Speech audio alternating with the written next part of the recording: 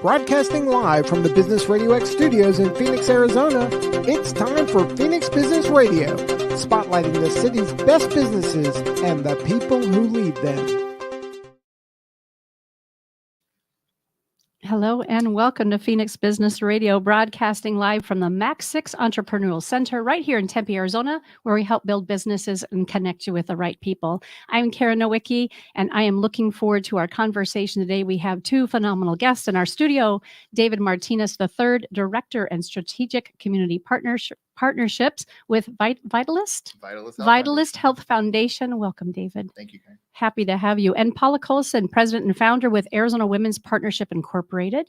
Welcome to the studio. Thank you so much, Karen. Thrilled to have you. So we love to get started just by getting to know both of you and your organizations. We have plenty of time to have this conversation. So if you would please, I'm going to ask Paula to start for us. Tell us who you are, about your organization, and then how did you land there? Okay. Thank you very much for this opportunity, Karen. I'm really excited about speaking to your audience. About 2002, I started the Arizona Women's Partnership as an all-volunteer philanthropic nonprofit to focus on awarding grants to small charities that help women and children and families throughout the state of Arizona. And in doing so, I had originally the intention of raising $100,000 and calling it quits. However, I just got the ball rolling, and to date, we have awarded over $600,000 to over 90 charities throughout the state of Arizona, and they, in turn, serve about 250,000 people annually. And it's a very diverse population. We're very conscientious about that, that we are reaching out to disadvantaged families, women, children, and also the refugee population and the immigrant population. So we're really happy about that. So my husband said to me, well, Paula, how are you going to raise all this money? And so I thought about it. And because was involved at the time with the culinary industry, although I love to eat and drink wine, I'm not a chef or a real professional cook. I thought, well, why don't I reach out to a number of the head chefs at the major resorts and hotels? And I said, where are the women in your kitchen? Because I don't see them. They must be invisible to the community. And they said, well, they're pastry chefs. And I said, well, I'm going to go home and think about this. I'm going to create an event. And that was our first fundraiser. It was a play on words, Getting Our Just Desserts. And because I had so many female chefs come to the table and so many on hold waiting to get in, I said to my husband, I said, Tim, I have to create another event. So I said, well, let's think about this. I like jazz music. I like wine. Why don't we call it Wine, Women, and Jazz? And we'll invite women who own small restaurants, do catering, or are sous chefs to the table. And so we had two concurrent events, Getting Our Just Desserts with 24 female pastry chefs, plus the wine distributors. And then we had Wine, Women, and Jazz at, that one was at the Ritz-Carlton. The other one was at the Orange Tree Golf Resort. And they were so generous to us because the chefs were bringing the food. The wine distributors were bringing the wine. We didn't have to pay a fee to the hotels. They were very, very generous. And so that's how we got the ball rolling. And so we had a website, and on the website, we posted our grant application. We were looking for small charities that have an operating budget of $450,000. They couldn't be religious or political. And they could be anywhere in the state, and they had to help women and or children or refugees in the state of Arizona. So that's how I started it. And one thing kind of led to the next, Karen. And it was amazing to me because I obviously needed help because it takes a village to do all this, right? So I would post my quote unquote job offerings on volunteermatch.org. And I had several colleges call me about their internship program. And so I had interns from ASU, Phoenix College, the Art Institute, and then I also had a number of virtual volunteers, especially during the COVID period. So it was constant. I mean, then I would get more volunteers than I needed. So I would create more jobs because I thought I don't want to turn them away. If they're willing to give their time and their talent to me, I'm not to me personally, but to the cause, then I'll find a way to make it happen for them. So, my goodness. Can you follow that act? yes, he can. I was going to say, I wish I had met you earlier because I too like wine and food and jazz. Tell us about yourself, your role, and then, of course, the organization, David. Yeah, I echo Paula's gratitude in having us here, Karen. My name is David Martinez. I'm a director at Vitalist Health Foundation. And in my role at Vitalist, I have the great pleasure of meeting and working with very passionate, inspired people like Paula and a lot of the grant partners that they've been able to support over the years and leverage Vitalist resources for them. So in my role at Vitalist, I direct our grants program as well as our portfolio area that we call civic health. So how communities are coming together to improve the health of their neighbors and their communities, and by extension, our great states here in Arizona. So for folks that aren't familiar with Vitalist Health Foundation, they might be familiar with the St. Luke's hospital systems here in Tempe and downtown Phoenix. Those used to be nonprofit hospitals. And in the mid-90s, they sold to a for-profit company. And the endowments or the foundations of those hospitals separated out and formed what was then called St. Luke's Charitable Health Trust, then St. Luke's Health Initiative, and now Vitalist Health Foundation, which is a play on words as well. Yeah. So we support the fidelity of our great states and want to support catalytic thinking that is improving the health. So with the evolution of our brand to Vitalist Health Foundation, so has our thinking evolved with seeing health as more than just health care. So we recognize that while healthcare is very important to living a healthy life, there's so many more factors. The social determinants of health is often what we refer to it, or the structural determinants of health. Those elements of a healthy community, like being able to afford your house, to have access to healthy local foods, a whole host of things. So our portfolio is pretty broad, but we do focus primarily on housing, healthcare integration, that integration between the physical, mental, and social determinants of health. And then, as I mentioned, the portfolio area that I oversee called civic health. So we in my role, again, I get to meet folks like Paula and her great grant partners to leverage the resources that we have at Vitalist for the state. Yeah. How did you two originally connect through this work, and how long has it been approximately for the two of you as leaders? I think I met David at one of the St. Luke's parties. Oh, perfect. If people invite me to a party, I usually show up. Again, there's a theme here: food, wine. Yes, stuffing, which was before we went live, but stuffing, right? We need to have a food, wine, and highlight stuffing. So David and I talked about, obviously what his role was with Vitalist, and maybe at that time it was actually St. Luke's.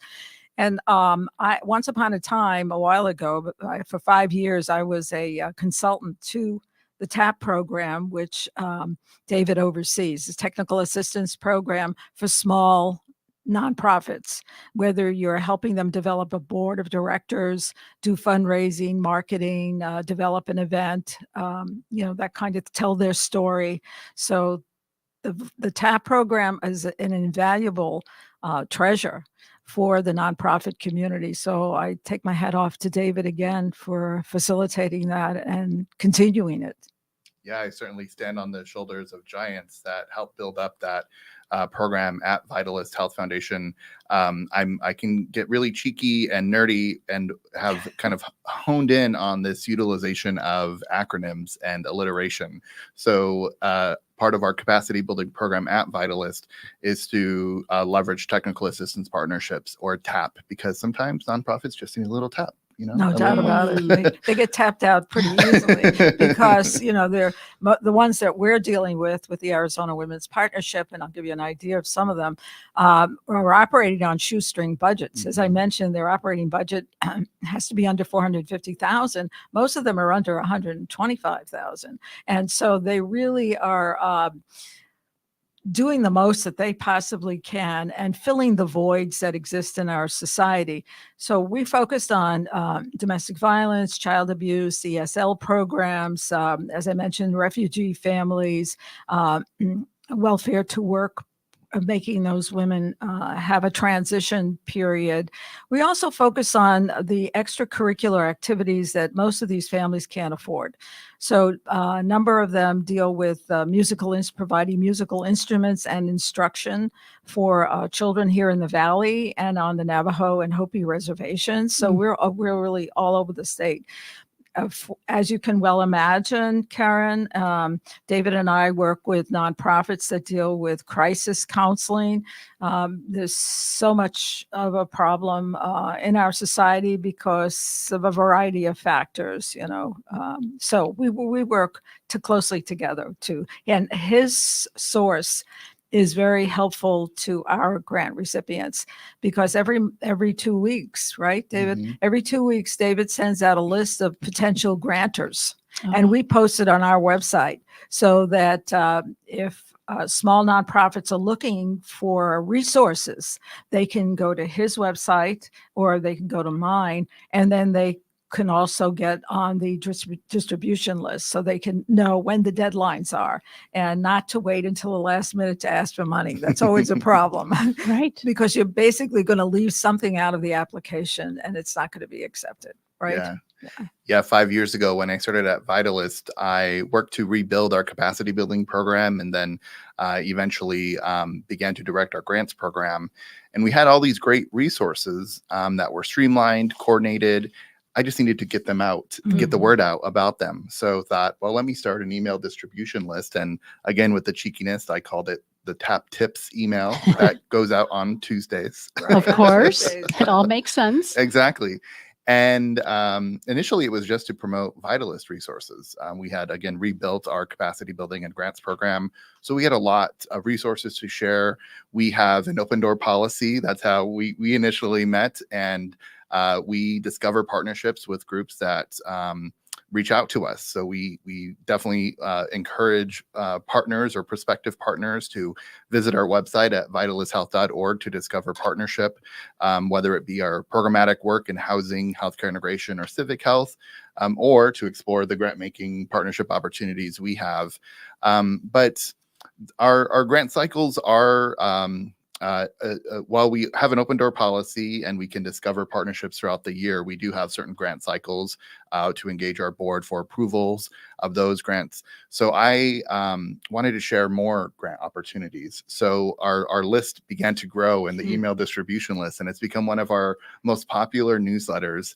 And thankfully, we have great collaborative partners like LISC Phoenix that promotes grant opportunities as well, like the local First Arizona Economic Recovery Center, right, our neighbors here at the studio that also promote grant opportunities and then connect these very hardworking nonprofit professionals with grant coaching, grant writing, free resources so that they can be successful in their grant applications and be able to support their great work.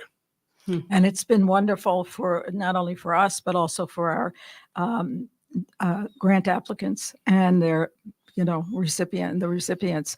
I just want to share with you, Karen, and your audience, a number that we gave to this year. It's hard for me to say no, and not in our committee. We have a very conscientious committee. We look very closely, especially at the bottom line of these nonprofits who are applying for our grants, because we've been entrusted with donations and we want to make sure that they're used correctly.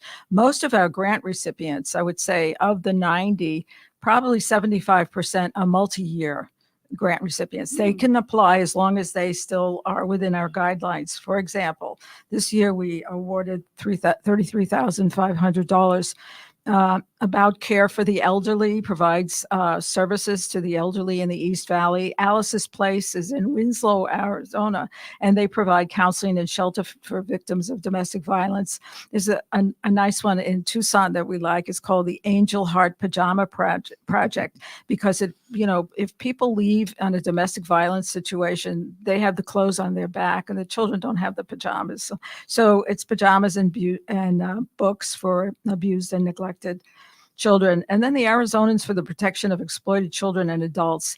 These are girls who have been sexually abused, and they're housed in the Northwest Valley. I won't tell you where, but they are provided instruction, and so they can get their GEDs and then become gainfully employed. Arizona Reach is a program on the west side, Avondale, and it's basically food insecurity for teenagers. People forget about these young people. They're growing and they really need nourishment. So Arizona Reach is a new one for us, 2 years in the making. Ballet Folklorico, I mentioned to you, Quetzali, they provide opportunities for Hispanic youth in the Mesa area. Books for classrooms. They provide books for the Tohono O'odham Nation in southern Arizona. I mean, the list goes on. Care for the caregivers for disabled children. And that's a very stressful environment to be in. Control Alt Delete provides services for women and children fleeing domestic violence in the Mesa area. Originally, they asked for money for bus tickets. Now they need cards for gasoline because they have cars. Desert Sounds Performing Arts, been with us for a long time. Musical instruments and instruction for low-income youth, mostly in Mesa. Dignity House. These are women who were prostitutes who are now seeking shelter. They were trafficked, and they're in Metro Phoenix. They're being taken care of. And I'll talk a little bit more about that later. Esperanza Dance Project. Again, dance and music is a wonderful way in terms of looking at holistic health to transcend this catastrophic experience, traumatic experience that you had as a young person. The Grand Canyon Music Festival has a special component for Native American composers. They're with us for a couple of years now. They're mostly Navajo, Hopi, and Salt River Pima youth composing music. Beautiful. And they send us their CD every year when they apply for more money, and we're just like blown away. They have professional musicians playing their music, but they've composed it. And Yo-Yo Ma went up this last year. Wow. Amazing. He's an internationally known cellist. Sure. Helping at-risk teens also on the West Valley. And again, this one is one that's totally volunteer. They provide food for teenagers in those high schools that are in the West Valley. Neighbors Who Care, providing services for the elderly poor. The highest percentage of elderly poor, I think, in the United States, certainly in Arizona, are women, over 85%. So we know that that's going to be money well spent. Phoenix Legal Action Network, pro bono legal assistance to immigrant families. You know, this is another one where legal fees are so expensive that most families can't afford that. The Rising Youth Theater. This was a new one for us this year. It's a multi-generational artistic program focused on Title I schools. Most of these children in the Title I schools don't have exposure to the arts. And as you well know, in Arizona, the funding for arts education has been cut way, way back. And that's an integral part, you know, in terms of critical thinking skills, creative thinking skills, we need to do that. The Somali American United Council of Arizona, they're an umbrella organization like the Arizona Alliance of Nonprofits for 15 refugee groups in the Phoenix metro area. You know, when you incorporate your name, you can't change it. So I asked them about that. I said, if it says Somali American, that everybody's going to think they're all Somalis, and they're not. They're from, as I mentioned, about 15 different refugee groups. The Sounds Academy was new for us this year, is also a music program for underserved youth, and that's valley-wide. Sounds of Autism is basically supportive services for populations dealing with autism. You know, I think the ability to detect and define autism is growing with the amount of research that's being done. Village of the Valley is a supportive pathway for programs for women who have survived abuse. It's one thing to get them out of the environment, but it's really important to do the counseling that they need. And then, yes, for Navajo youth, they've been with us for about 15 years. The fellow who started it was a high school teacher on the reservation, and he wanted to make sure that the children had the right path in life, that they didn't get sidetracked into drugs and alcohol. And so they got them running marathons, half marathons, biking across the reservation, cleaning up the trails. It's wonderful. The other one I want to mention, and then I'll turn this over to David, was one that's no longer within there are a number who have grown out of our guidelines, is a Welcome to America. Now, the gal who started, his brother-in-law was killed in the 9/11 attack, and she didn't want refugees to feel unwelcome because of what had happened. So she created Welcome to America, and she received the CNN Hero Award for it. Yeah. And so they provide household items to books and clothing now to the refugee families that come here. Another one that is no longer part of our family, if you will. They became a multi-million-dollar nonprofit, is Gabriel's Angels. And it's, putting children and dogs together. What could be better? The dogs have to be trained so that they are passive, and the children love petting them, washing them, hugging them, kissing them. And it's developing a sense of trust after you've been abused, because they take the dogs to the crisis center and also to the shelters. Yes, So. very familiar with a good portion of those. I'm pretty proud of myself for the 6 years that I've owned Phoenix Business RadioX. Yeah. We've had a lot of those folks on there, Wonderful. executive Great. directors, donors, corporate partnerships. So I'm really thrilled to have you here today. And I feel like it's important to give Elena Thornton a shout out. Oh, yes, definitely. Because she's the one who introduced us and said, you must have Paula on. And Paula was smart enough to bring David. So Yes. shout out to our friend Elena and her advocacy and love for the arts, of course. In fact, Blue Guitar Magazine, are you familiar with them? Yes, of course. I'm a featured poet in their edition this month. They just came out yesterday, and we were talking about poetry when she and her husband were on a segment with me, and she's like, Karen, you've got to submit your poetry. So I did. There you go. And I'm published now. Wonderful. And Unity, this is totally a little bird walk, but Unity organization also has a daily word publication. And so a second poem at another friend's prompting will be published. So it's really neat to hear how we can support each other, right? Clearly this collaborative effort.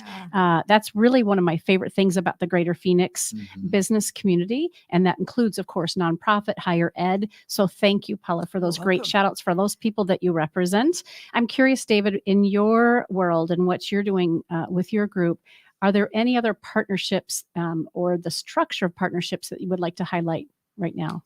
Yeah, that is such an impressive list, Paula. And I'm always surprised when I hear your partnerships, because they just represent just incredible people that are doing the most with the least. And throughout the state, you have great tribal representation there, great rural representation. I'm originally from rural southern Arizona, so I always appreciate an opportunity to move resources to rural communities because they are so under-resourced. But as your list is testament to, there are great things happening throughout the state, but certainly in rural and tribal communities.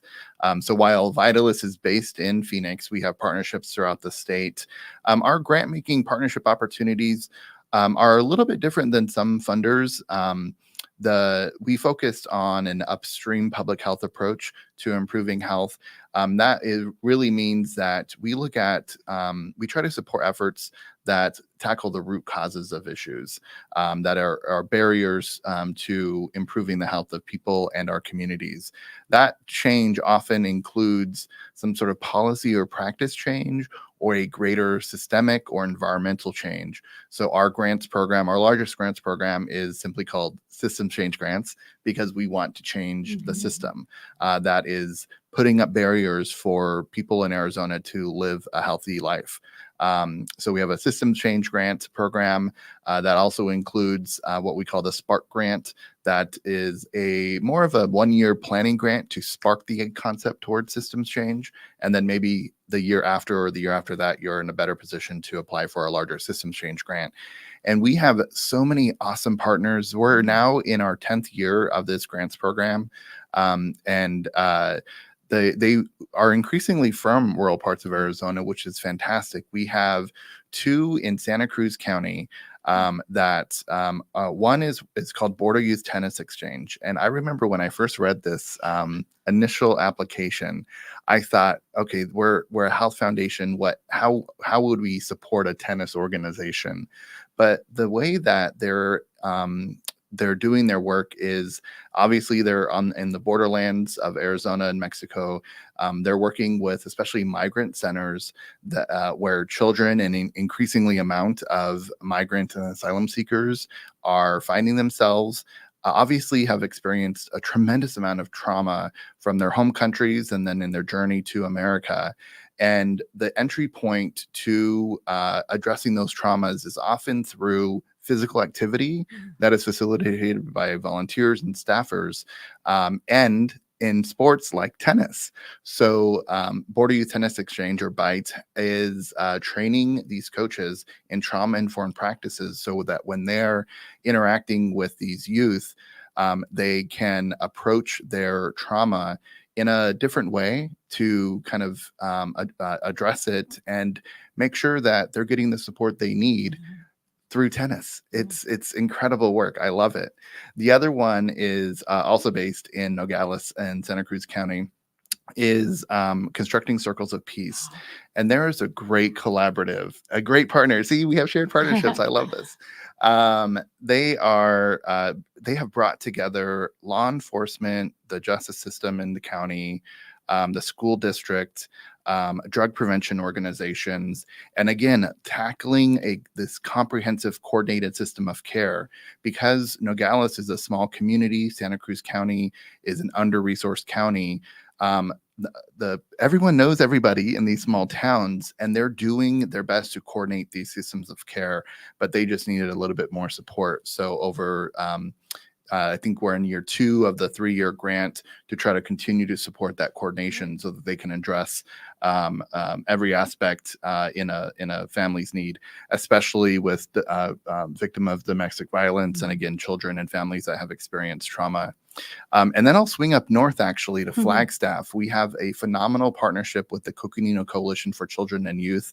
Again, a coalition of partners from sort of the I-40 corridor in northern Arizona, from the Tri-County area all the way to the Navajo Nation, that is tackling trauma with especially tribal youth, tribal communities, rural communities. And they're working with the city of Flagstaff and Coconino County to try to inform their policies at the city and county level with this trauma lens, to take a whole person approach to improving the health of those communities, especially that have faced trauma.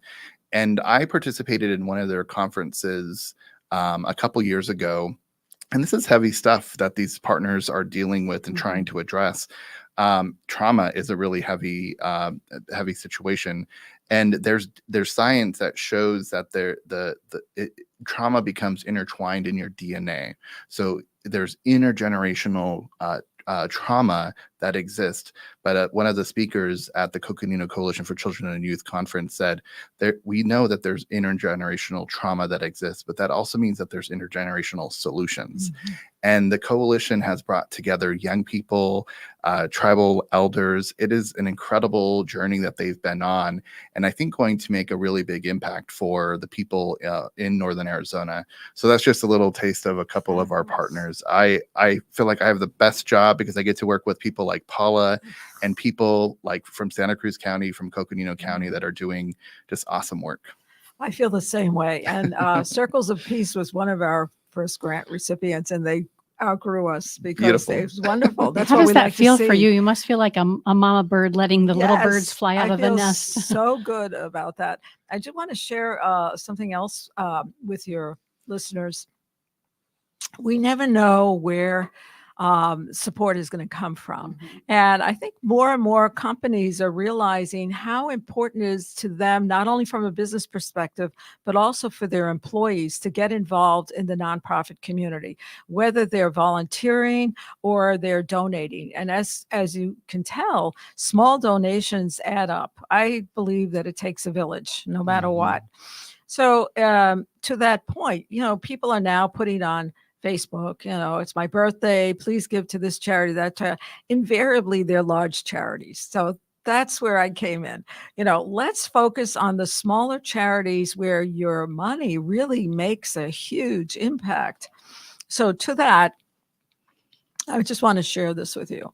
About 15 years ago, I received a phone call, and this fellow gentleman said, I just heard about the Arizona Women's Partnership. Tell me about it.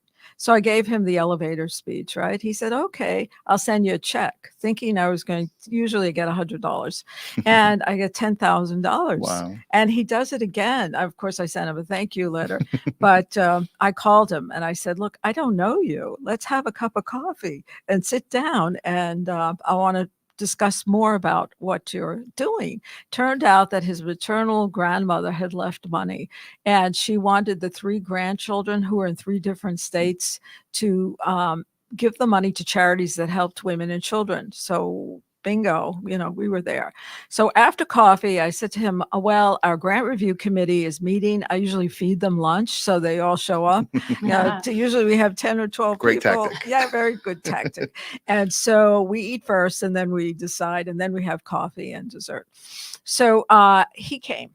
And he pulled me aside. This is after the 2nd year. Okay. So going on to the 3rd year. He said, what if I give you more money? I said, well, gee, I felt almost guilty at that point. And I said, well, why don't you select from, usually we have 15 charities that we give to. This year we got a little carried away with 20 some odd. And he said, no, you're so conscientious. I feel so comfortable with your process because we've made it really, I think, easy. And obviously, my husband's a retired CPA, so he first looks at the finances and then he sends it over to me. Go for it. And It takes a village. It takes a village, right? And so he just kept doing it for 15 years.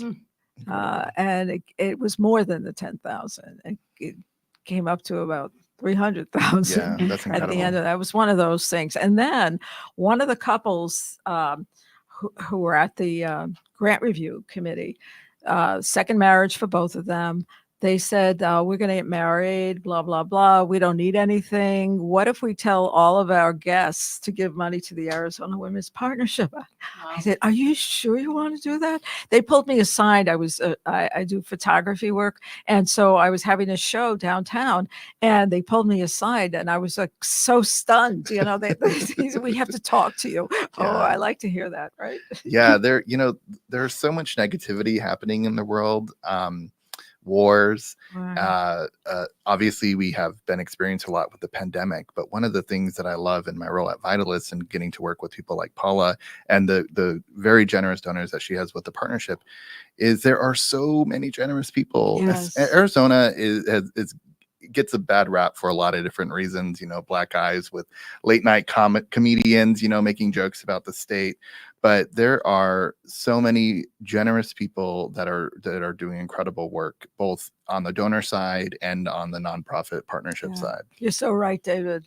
That's one of the things that I love so much about the work that we do here. Yes. Is that it's around education. Mm-hmm. It's around sharing the stories as you both have been doing, and making sure people are aware of all the opportunities that we have to give and to support. Yeah. As kind of a silly example, but a powerful example, I went to high school here in Tempe, and we just celebrated our 40th class reunion, and we connected with our school, McClintock High School, which is now a Title I school. And we made sure that we had a couple of the kids come and help with registration both nights, that sort of thing. We had memorabilia, and the VP of students came and spoke about how much the school had changed since 40 years ago and how important legacy is, right? Well, I shared that story because at the end of the night, one of our classmates came up to the VP and said, I want to help contribute, and wrote a check, a substantial check for $50,000, and said, much like this gentleman said to you, when you're ready for more and there's a greater need, please connect with me. Wow. So I share that. Obviously, you two know that. Maybe some of our viewers and listeners who are representing some of these smaller organizations. And oftentimes when we are involved in a charitable organization, or we're looking to help out, we don't know how to ask. And the ask is everything, isn't it? Mhm. We must be able to educate, get the word out, and really just put ourselves in positions like today doing this interview, and even the great work that you both have been doing, help support people to get the help that they need. So love that you've been sharing these stories. And I think David will agree with me that for us to get the word out, the media has been especially generous. Good. No, seriously, over these years, because I've been doing this for 21 years now. As I said, I was going to stop, but I couldn't, But I must say that when I was doing the pastry chef and the other wine, women, and jazz event, I made sure that all the chefs got on TV, even if there were three cooking one thing. One was pouring something, one was mixing something. I just wanted them to have the exposure. And I would say that the TV stations and the radio and obviously this podcast is extremely helpful to us because we can't afford, we're all volunteers. Mm-hmm. Nobody gets paid in the Arizona Women's Partnership. And we are so dependent and so grateful to the media for helping us out to get the word out. And now with social media, of course, we're all everywhere. So have you found that too, David, that the media is supportive of you and the organizations that you help? Yeah, Paula and I were talking before the show that, we live in the biggest or the smallest big city in America. And I know a lot of cities say that, but I feel like everyone knows everyone in some way. I'm surprised I haven't met Kevin Bacon, actually, 6 degrees of separation here. But there aren't very many native Arizonans or Arizonans. I still don't believe you graduated 40 years ago, Karen. True. But, a lot of people that are, maybe watch the news and see the doom and gloom of the world and feel down. Just do the simple act of, one, get to know your neighbor, because you never know what good can come of that. We have a great partnership with the Center for the Future of Arizona that sets the Arizona We Want agenda, and they do polling through the Gallup organization of Arizonans. And a while back, their data showed just 12% of Arizonans knew who their neighbor was. And I thought, well, if we want to work on improving our democracy and improving our state, do that simple task of getting to know your neighbor, and one up, get to know your local charity. Your school, your local elementary school, or your church down the street that you might go to, and find great opportunities to volunteer or to give charitably. And it doesn't have to be a lot of money. I was just at the Association of Fundraising Professionals luncheon, and these are all fundraisers for nonprofits throughout the state. And they honored some very generous people. There was one that was being honored and recognized, a volunteer with Honor Health, and her children, when they were born, had to go to the NICU, and they got better thanks to the great nurses and staff at Honor Health. And to give back, she simply started to host a tea with all of her friends and raised, I think, maybe $10,000 or $20,000 initially. I can't remember. Now it's an annual event that raises $500,000. Wow, fantastic. Incredible people. There's another group, the Chandler Compadres, a group of men in Chandler that get together, raise money, just like the Arizona Women's Partnership, and gives it to especially at-risk youth in Chandler. So these are just people that are connecting with their neighbors and making a tremendous impact for their community. I love that you've shared all those tips and really speaking to our listeners and viewers. I know a lot of people who are in business for themselves, or they're working for a corporation, and they've said to me since COVID, really, like, I want to be passionate about something outside of work and my little community, right? I want to know how to get involved, and I don't know how to help, or I don't know where to start. And what I hear you saying is just start somewhere. I mean, just to keep it locked in your brain and kind of, lamenting around, what do I do and don't do, and waiting for the right thing to be inspired. Go and experience, go volunteer, go help out, ask where you can put in your time and effort. Doesn't have to be financial, and have a sense that you're going to find your niche and know Mhm. right where you need to be planted to help an organization or a community grow. You're so right, Karen. And I want to say that with volunteermatch.org, even if you're just kind of looking, window shopping for something to do, you put in a few keywords. For example, if you're interested in the environment, you put that in there. If you're interested only in doing something virtually at home, you put that in there, and you'll be surprised what the opportunities are. It's just, as you said, it's just unbelievable, and there's no end to it. Right. And you could look at our list. We have 90 charities listed there. You can find one and we have the bios on a number of them. They have we have a file there with all their contact information, what their goals are, what their mission statement is. So I'm guessing that it's there. It is there. There is plenty of need. I should say that because I did mention the website. It's very simple, azwp.org, Arizona Women's Partnership. And we also, because as I mentioned before, volunteers come and say, gee, I want to help you, but my forte is videography. So I thought about it, and I had this one student take photographs of our grant recipients, and we call it Faces of Hope. And I enlarged them thanks to, a local camera shop that paid for all that.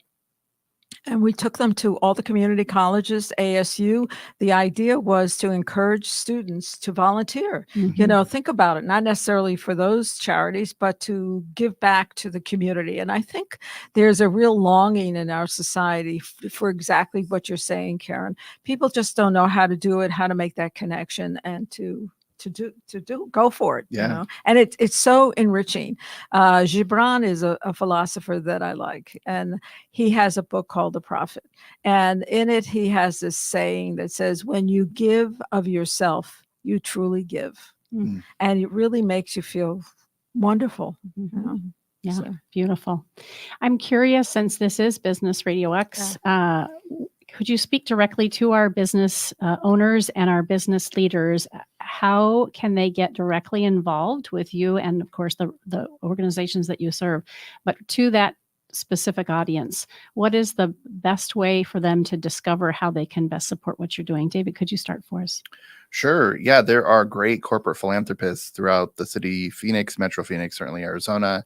And I think there are a lot of ways that folks can get involved. I think especially for the larger corporations, they have community affairs offices or corporate philanthropists. We work really closely with an entity that is now called AZ Impact for Good. It is formerly the Alliance of Arizona Nonprofits that merged with the Arizona Grantmakers Forum. That's a great way to start for even small businesses that are looking at ways to build up their corporate philanthropy. Certainly, as a entity, you can contribute. But this is another great way to engage your employees as well, to help people find their place and make them proud to be from their hometown or where they live. Certainly, our great state, Arizona. Finding a local nonprofit charity that you can adopt and embrace, especially in the spirit of giving, in the season of giving. That's an easy way to do that. Spend a day, allow your employees to take a kind of volunteer day off and go to the food bank and help pack emergency food boxes, which we know is still a critical issue here going into the holidays, where people don't have a turkey or stuffing to put on their table. And set up employee match programs. So both volunteer matching, but if your business has an opportunity to match contributions from your employees, that's another great, easy way to show that you care about the community where your employees are from, that you care about our state. And if you need any assistance from this, definitely connect with this great organization, AZ Impact for Good, which can connect you with those corporate philanthropy opportunities. So even the smaller business owner, right, that may only have 5 or 6 employees, why not encourage them then to also include their stakeholders, their vendors, their customers, that sort of thing, and find a charitable organization that they can wrap their arms around? It's interesting. A dear friend of mine, Lisa Herg, owns RFP Success. A lot of her teammates are outside of the state, but once a year they come together. And I saw pictures of their team the other day doing an Adopt a Highway cleanup, right? Yeah. So there is, as you both have pointed out, there is the need. Mm-hmm. Find what really speaks to your heart. What experiences have you had in your life that have you a champion for different aspects of our community that's in need? And go find that connection.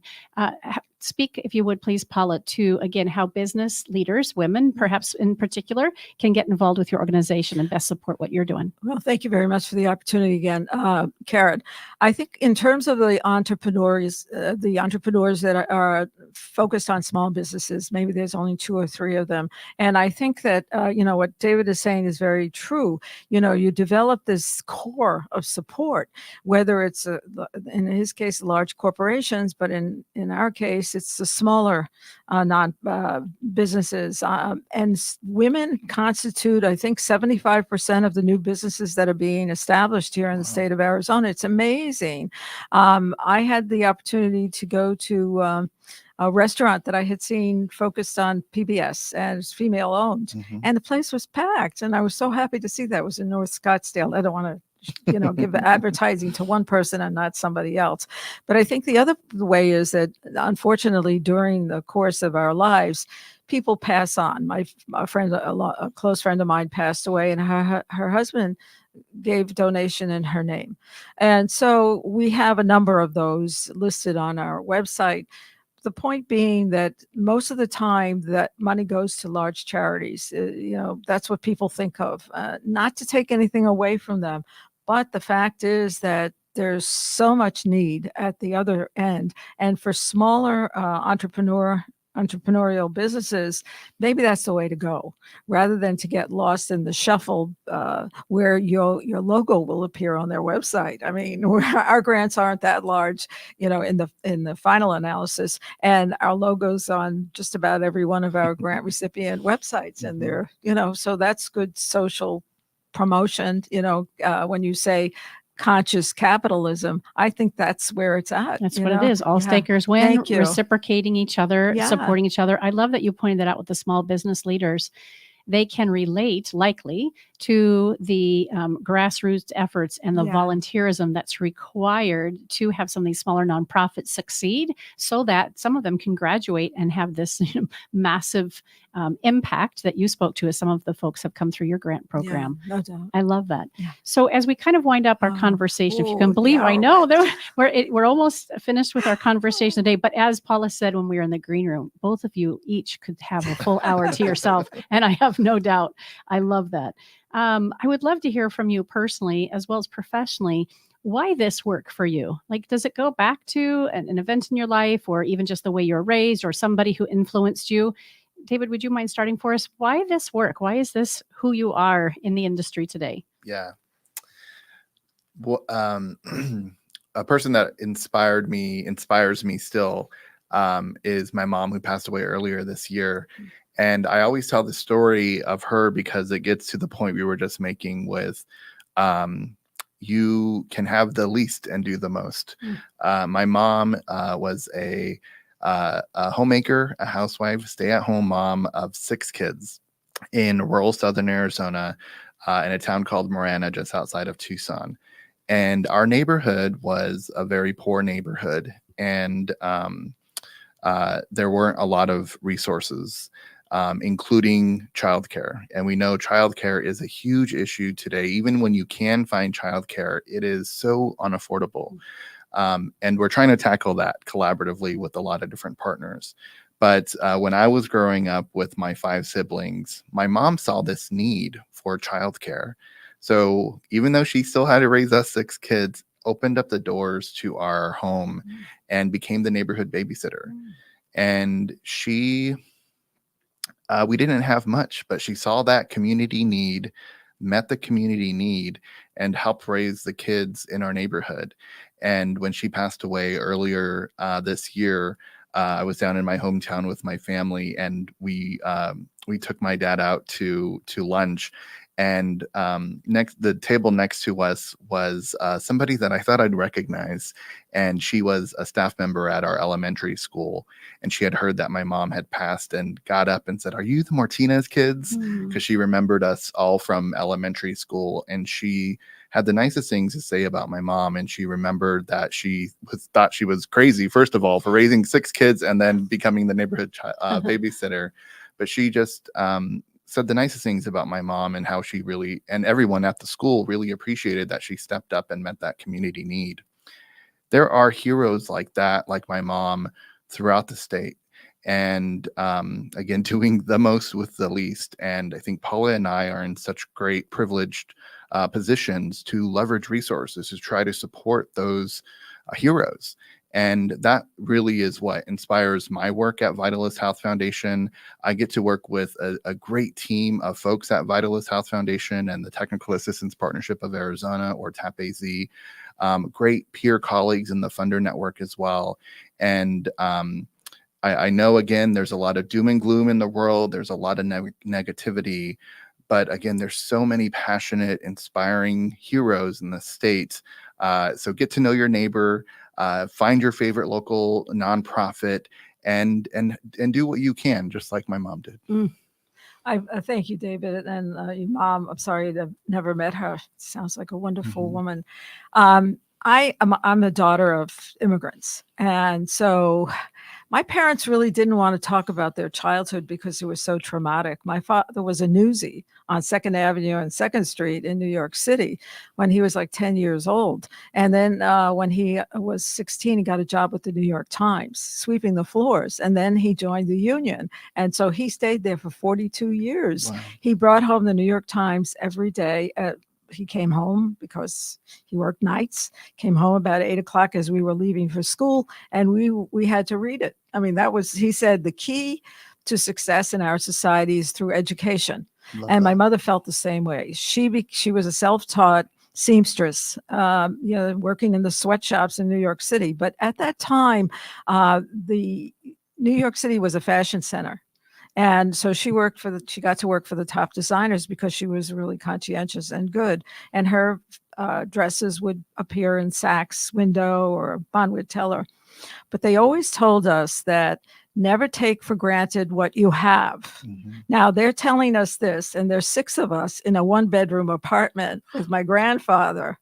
And my father turns a closet into his photo studio. He develops the photographs there because photography was his hobby. They saved enough money to buy a house, but they always said, always look back and help the next person. Don't take anything for granted. And so that was my upbringing. And I thought, when we came here, coming from New York City, you can make a lot happen here. And I think David sees that.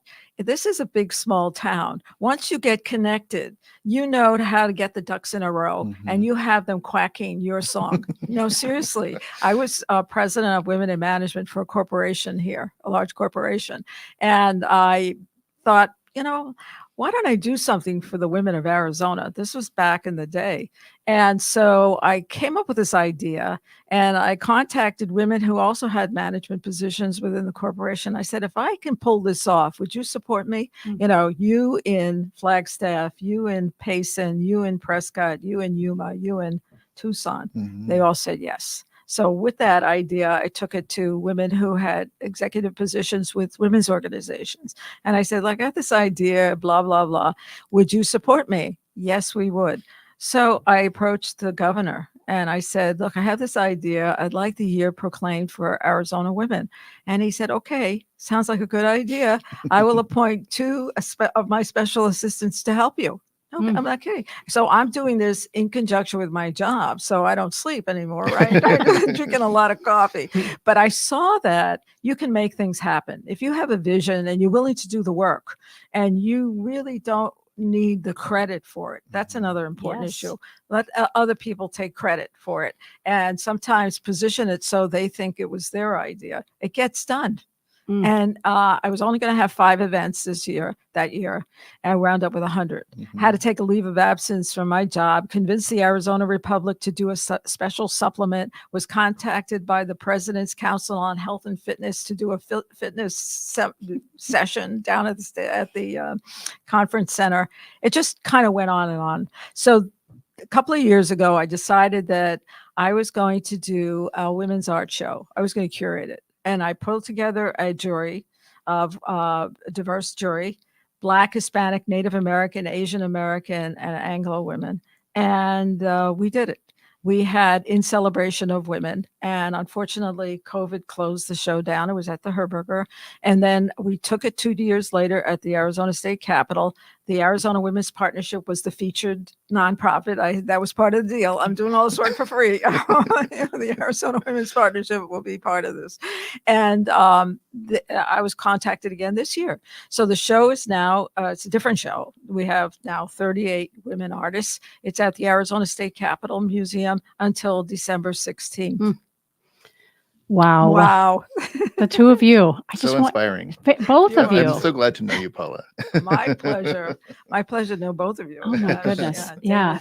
The great thing about the timing of our conversation today, and again, I'm deeply appreciative, Elena Thornton, for the introduction, is that Giving Tuesday is coming up in 5 days. Am I right? Or wait, today's in a week. Yeah, in a week. Yes, I don't even know what day it is. What is time? Right. Anyway, soon, in a week, Giving Tuesday. So it's a great opportunity, again, to put yourself out there, start connecting with the charitable causes that are interest to you. And if you're not sure which one you want to run with long term, go play around and give where you can and offer your support. Let's finish up our segment today by each of you, again, just letting us know the name of your organization, where we can find you on the World Wide Web, and then what social media outlets make sense for us to follow you as well. Yeah, I'm glad to work at Vitalist Health Foundation. You can find us at vitalisthealth.org. And we're on most of the socials, Facebook, Twitter, YouTube, and Instagram. So happy to engage with the business sector and with inspired Arizonans. So don't hesitate to reach out. And David, are you yourself on LinkedIn? I am on LinkedIn. And is as well. Vitalist they have a page on LinkedIn as well? Yes. Very important for our business leaders. And we are broadcasting live video on LinkedIn. So David Martinez, and does it say the third on there as well? Third. Very good. I love it. Thank you again for spending your precious time with us today. Karen. Paula, close us out, please. Okay. Paula Cullison. And it's the Arizona Women's Partnership, azwp.org. We're on all the social media outlets, and I'm also on all the social media outlets, whether it's Facebook, Instagram, Twitter. Well, no longer Twitter, but anyhow, they're LinkedIn. And we are putting together, as a matter of fact, I just sent it out this morning, a video of the reception at the Arizona Capitol Museum. It'll be on our website, but the other videos are there. There's a lot of information on our website, azwp.org. So good. Thank you. Goodness. Oh my goodness. Such a pleasure. So you've been listening to Phoenix Business Radio, broadcasting live from the Max 6 Entrepreneurial Center. Some media leans left, some lean right, and we lean community advocacy through partnerships and nonprofits. Until next time, Karen Nowicki, thanks for listening.